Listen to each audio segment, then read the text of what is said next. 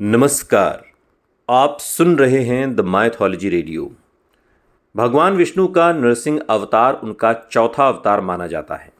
इस अवतार में भगवान विष्णु ने न तो पूर्ण रूप से मनुष्य की तरह वो दिखे, न ही पशु की तरह।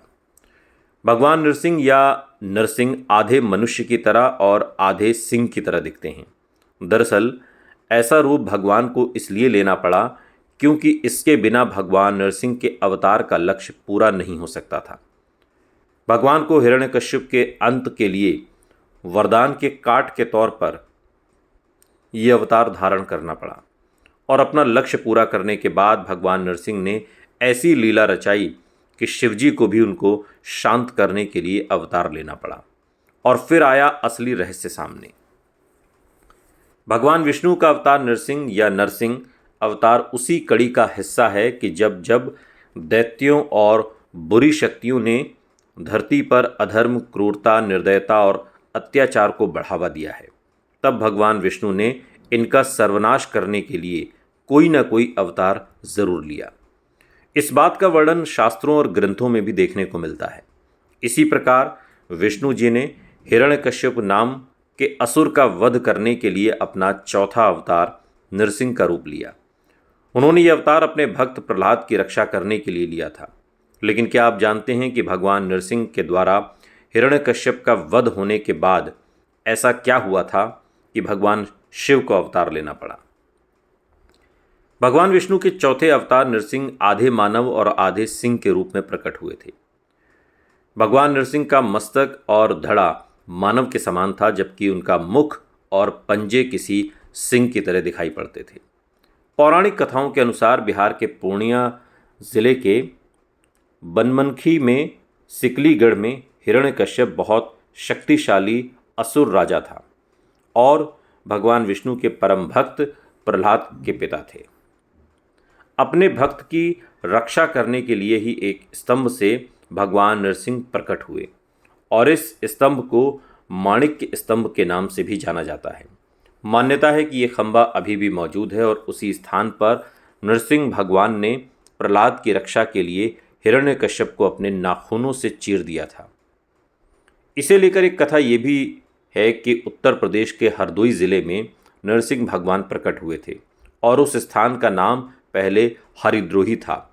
हिरण्यकश्यप का वध करने के बाद भी भगवान नरसिंह का क्रोध शांत नहीं हो रहा था। उन्हें शांत करने के लिए प्रहलाद भी विफल हो गए। तब नरसिंह भगवान को शांत करने के लिए सभी देवता भगवान शिव के पास पहुँचे। इसके बाद शिवजी ने नरसिंह भगवान को शांत करने के लिए अपने गण वीरभद्र को भेजा, लेकिन वो भी इसमें विफल हो गए। जब कई प्रयासों के बाद भी भगवान नरसिंह का क्रोध शांत नहीं हुआ, तो ब्रह्मा जी के अनुरोध करने के बाद भगवान शिव ने शरभ नामक पक्षी का अवतार लिया। भोलेनाथ का यह अवतार बहुत अनोखा था। शिवजी के शरभ अवतार का आधा भाग सिंह, आधा मनुष्य, आधा पक्षी का था, जो शेर से भी अधिक बलवान था और उनके 8 पैर थे। इसी शक्तिशाली रूप में भगवान नरसिंह के पास पहुँचे। शिवजी ने भगवान विष्णु के अवतार को अपनी पूंछ में बांधा और उन्हें सीधा पाताल लोक में ले गए। नरसिंह भगवान ने शरभेश्वर की पकड़ से छूटने का बहुत प्रयास किया, लेकिन वो इसमें सफल नहीं हुए। वहाँ शिवजी ने अपने पंजे से नरसिंह अवतार को उठाकर उनकी चोंच पर वार किया था।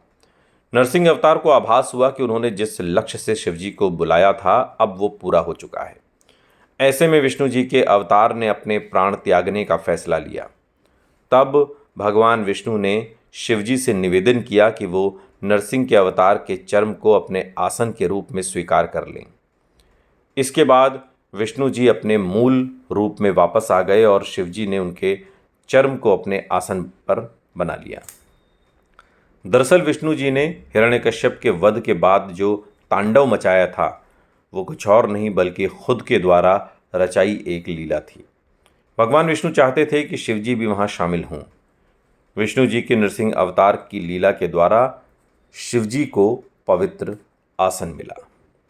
सुनते रहिए द माइथोलॉजी रेडियो। सुनता है सारा इंडिया।